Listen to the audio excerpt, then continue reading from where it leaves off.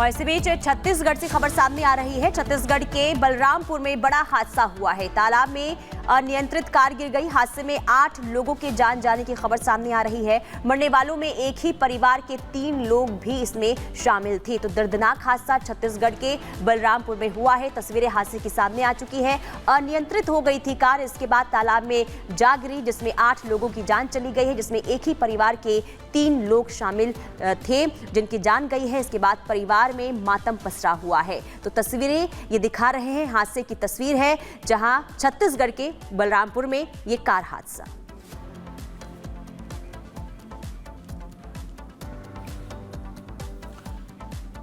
पहले लॉरेंस बिश्नोई को सबक सिखाने की खुद खुलेआम धमकी दी और फिर आरोप लगाया कि लॉरेंस गैंग की तरफ से उन्हें चुप रहने की धमकी दी गई है। धमकाने के लिए जिस शख्स को पुलिस ने गिरफ्तार किया उसका किसी गैंग से ताल्लुक नहीं है, क्योंकि मामला है पप्पू यादव का। क्योंकि अब इससे पहले जब लॉरेंस बिश्नोई को लेकर पूरा विवाद खड़ा हुआ था, उसमें खुद कूद पड़े और अब ये जो धमकी है वो प्रायोजित बताई जा रही है। सवाल इस पर उठ रहे हैं, देखिए।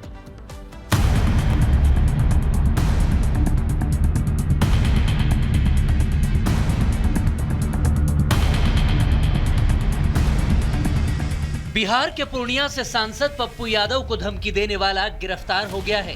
दिल्ली से महेश पांडे नाम के एक शख्स को गिरफ्तार किया गया।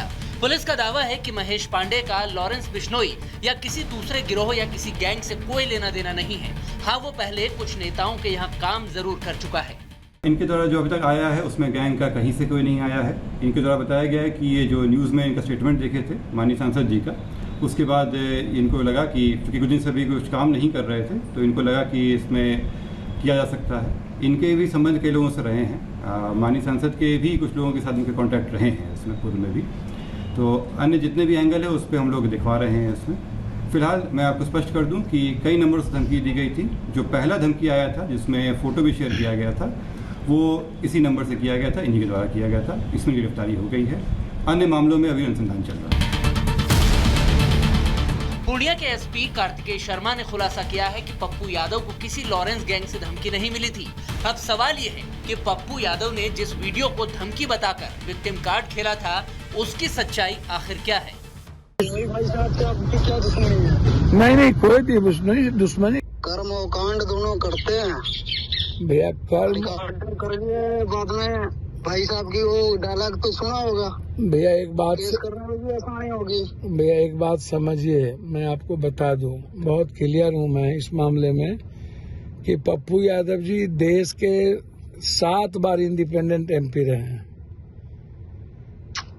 और उससे मतलब हम पॉलिटिक्स से जुड़े हैं ना, हम जाने जो हमारे रास्ते में आएगा मेरी बात से उसके साथ जो आज हो रहा है वही होता जाएगा। किसी के खिलाफ बोलना, किसी को शब्द बोलना पॉलिटिकल नहीं है। बाकी हम देख लेंगे। एक बार फोन करने का मकसद यही था, सुधर जाओ, नहीं आगे तो देख ही लेंगे हम। कहा जा रहा है कि बिहार पुलिस महेश को दिल्ली से लेकर पूर्णिया गई है, जहां जांच की जाएगी कि उसने पप्पू यादव को धमकी क्यों दी थी। जरूरत पड़ने पर पप्पू यादव से उसका आमना सामना भी कराया जा सकता है। इस मोबाइल में जो इस्तेमाल सिम था उसके थ्रू उनसे धमकी दी गई थी। जो सिम और मोबाइल रिकवर कर लिया गया है। जो व्यक्ति थे ये दिल्ली के रहने वाले महेश पांडे, पिता कृष्ण कुमार पांडे, सेक्टर 4 नई दिल्ली के रहने वाले हैं। ये पूर्व में भी दिल्ली में कई जगह काम कर चुके हैं और कई माननीय लोगों से भी इनके साथ संबंध रहे हैं। इनके कईयों के लिए काम भी किए हैं। साथ ही एम्स और सेना के कैंटीन में भी ये काम कर चुके हैं, जो इनके द्वारा बताया गया है। प्रारंभिक जांच में अभी यही आया है और इस व्यक्ति को गिरफ्तार कर लिया गया है। अभी हम लोग रिपोर्ट प्रस्तुत करेंगे। बाकी रिमांड पे लेने के बाद अन्य पूछताछ की जाएगी। महेश पांडे की धमकी को पप्पू यादव ने लॉरेंस बिश्नोई गैंग की धमकी बताकर सुरक्षा की मांग की थी, जिसको बीजेपी नेता बृजभूषण शरण सिंह ने एक स्टंट बता दिया है। पप्पू यादव तो आप मान करके चलें कि बहुत देर से आए। इसके पहले भी हमारे देश के अंदर एक फैशन बन चुका है कि धर्म के नाम पर, जाति के नाम पर गाली दो और फिर सुरक्षा मांगो, विवादित बयान दो फिर सुरक्षा मांगो। अगर महेश पांडे का संबंध लॉरेंस बिश्नोई या किसी दूसरे गैंग से ना निकला तो सवाल पप्पू यादव पर उठेंगे, जिन्होंने गृह मंत्रालय को पत्र लिखकर सिक्योरिटी की मांग कर डाली थी। सांसद पप्पू यादव को धमकी भरे मैसेज देने के मामले में बिहार पुलिस ने दिल्ली से एक आरोपी को गिरफ्तार किया है। आरोपी का नाम महेश पांडे है, जो कि दिल्ली के ही एक इलाके का रहने वाला है। आरोपी ने पुलिस पूछताछ में खुलासा किया, उसने जानकारी दी वो किसी गैंग से जुड़ा हुआ नहीं है, ना ही लॉरेंस बिश्नोई गैंग का लिंक इस शख्स से जुड़ा हुआ सामने आया है। आरोपी ने पूछताछ में ये भी बताया कि मीडिया पर लॉरेंस बिश्नोई के खिलाफ पप्पू यादव के बयान के बाद वो भड़क गया था, जिसके बाद उसने अपने भाभी के दुबई वाले सिम कार्ड से पप्पू यादव को मैसेज किया था, धमकी दिया था, और उसके बाद से ही ये मामला जो था मीडिया रिपोर्ट में आना शुरू हो गया था। आरोपी जो है दिल्ली में एम्स और आर्मी कैंटीन में काम कर चुका है, लेकिन अब पुलिस इसको कस्टडी में लेके इससे पूछताछ करेगी और ज़्यादा जानकारी इससे पुलिस हासिल करने का दावा कर रही है। देखिए, धमकी मामले को लेकर आरोपी की गिरफ्तारी हुई, लेकिन इसका किसी भी गैंग से कनेक्शन निकलकर सामने नहीं आया है। लेकिन धमकी मिलती है पप्पू यादव को, इसके बाद वो सुरक्षा की मांग कर लेते हैं। लेकिन अब इसी सुरक्षा की मांग करने के बाद बृजभूषण शरण सिंह ने पप्पू यादव पर निशाना साधा है और ये कहते हुए नजर आ रहे हैं बृजभूषण शरण सिंह कि उन्होंने तो बाहुबलियों की बेइज्जती करवा दी है। क्या कुछ उन्होंने कहा है, सुनिए जरा। पप्पू यादव कहते हैं हमें सिक्योरिटी की आवश्यकता नहीं है, हटा ली जाए, और ऊपर से कहते हैं बिश्नोई के बारे में कि उनसे हमारा कोई अब लेना देना नहीं है। क्या कहेंगे सर इस पूरे बयान पे? देखिए, पप्पू यादव तो आप मान करके चलें कि बहुत देर से आए। इसके पहले भी हमारे देश के अंदर एक फैशन बन चुका है कि धर्म के नाम पर, जाति के नाम पर गाली दो और फिर सुरक्षा मांगो, विवादित बयान दो फिर सुरक्षा मांगो। और ऐसे अनेक उदाहरण दिखाए जा सकते हैं। देखने को मिलेगा कि लोगों ने समाज को बांटने के लिए बयान दिया, एक समाज ने दूसरे के खिलाफ दिया, एक जात के लोगों ने दूसरे जात को दिया। तो मेरा एक बहुत दिन से मैंने पार्लियामेंट के अंदर भी एक बार बोला था कि कोई भी व्यक्ति हो, चाहे पप्पू यादव हो चाहे बृजभूषण सिंह हो, अगर हम राष्ट्र, समाज, जाति में हमारे बयान से विद्वेष फैलता है, नफरत फैलती है, तो ऐसे व्यक्तियों को कम से कम सरकार को सुरक्षा नहीं देनी चाहिए। और उसी कड़ी में पप्पू यादव आए।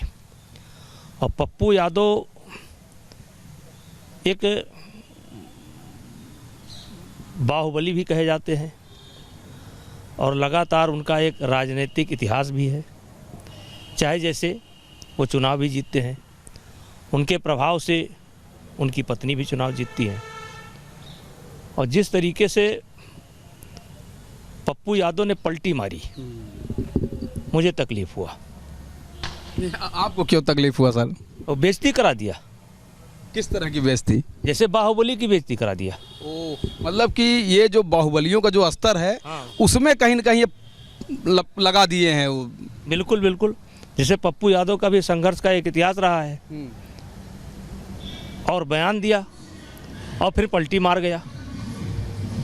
तो मुझे दुख हुआ कि ये तो सारे बाहुबलियों पर प्रश्न चिन्ह खड़ा कर दिया इसने। तो ये सर एकदम आप अयोध्या के बगल में हैं, तो कहा जाता है ना कि रघुकुल रीत सदा चली आई, प्राण जाए पर बचन न जाए। यानी कि बाहुबलियों ने जो अपना स्तर बनाया है उसमें भले कुर्बानी हो जाए लेकिन नीचे नहीं उतरना है। नहीं, तो कहीं न कहीं उनका जो पलटी मारना है वो आपको दुख दे रहा है। नहीं, मुझको दुख दिया। भाई बाहुबली हो, तुम्हारा एक नाम है, इतनी बार से सांसद हो, तुम्हारी पत्नी सांसद है, तुमने तो अपनी बेइज्जती कराई और देश के सारे बाहुबलियों की बेइज्जती कराई, तुमने बिहार की बेइज्जती करा दी। तो बोलते तो सोच समझ करके बोलते, तो यही सोच समझ करके बोलना चाहिए ना। क्या बात है, हम डर गए थे क्या सर? नहीं, सोच समझ करके बोलना चाहिए था ना। देखिए, ये सब सुरक्षा का खेल है। ये सब हमारे देश में एक फैशन बन चुका है। अब इस समय देखिए, मैंने बोला था, फिर वही बोल रहा हूँ। जैसे किसी ने कहा कि बिश्नोई का सर काट लाइए, मैं 11 करोड़ रुपया दूंगा। भाई, आपको ये राइट किसने दिया है? किसने ये अधिकार दिया है कि आप जो है समाज को भी बदनाम कर रहे हो कि चंदा इकट्ठा करके दूंगा, राजपूत समाज चंदा इकट्ठा करके देगा? तो ये राइट किसने दिया है आपको कि आप सर काटने का मोल लगाओ? तो कहीं ना कहीं आप इसके माध्यम से टीआरपी पाना चाहते हैं, टीआरपी पाना चाहते हैं, उसको टीआरपी देना चाहते हैं। ये बयान उचित नहीं था सर। नहीं, बिल्कुल उचित नहीं। मुझको क्या अधिकार है कि मैं बयान दूं कि फला आदमी का सर काट लाओ? मुझे क्या, किसने राइट दिया है? अगर वो कानून के लिए सरदर्द है या समाज के लिए सरदर्द है, देश के लिए सरदर्द है, तो सरकार देखेगी, भारत सरकार देखेगी, जिस प्रदेश में रहता होगा वहाँ की सरकार देखेगी। हमको कहाँ राइट है कि हम सर कटवा लें? केंद्र में है मंत्री गिरिराज सिंह एक धार्मिक यात्रा निकाल रहे थे, उस पर भी पप्पू यादव ने कहा कि मेरे जीते जी यात्रा नहीं निकाल सकते। क्या कहेंगे सर? और एक तरफ कहते हैं हमको सिक्योरिटी नहीं चाहिए, तो किस दम पे ये कह रहे हैं? देखिए, जैसे सस्ती लोकप्रियता और उनके क्षेत्र की जो बनावट है उसमें मुस्लिम वोटर बहुत है, तो कहीं ना कहीं ये जो बयान दिया गया था ये भी मुस्लिम मतदाताओं को ध्यान में रख करके ही दिया गया था। और जो गिरिराज सिंह के यात्रा पर सवाल उठाया गया था वो भी उनकी जो क्षेत्र की बनावट है उन्हीं मतदाताओं को ध्यान में रख करके बयान दिया था। तो क्या ये लालू बनना चाह रहे हैं आडवाणी का रथ रोक के? देखिए, आडवाणी जी का जब रथ रोका गया था तो एक विशेष परिस्थिति थी। अभी लालू के स्तर में और इनके स्तर में बहुत ज़मीन आसमान का स्तर है। इनके क्षेत्र की जनता, जो इनके मतदाता हैं, केवल एक लोकसभा में इनके साथ खड़े हैं, और प्रदेश में चाहे आप अच्छा माने या बुरा माने, एक वर्ग है जो लालू के पक्ष में हमेशा खड़ा रहा।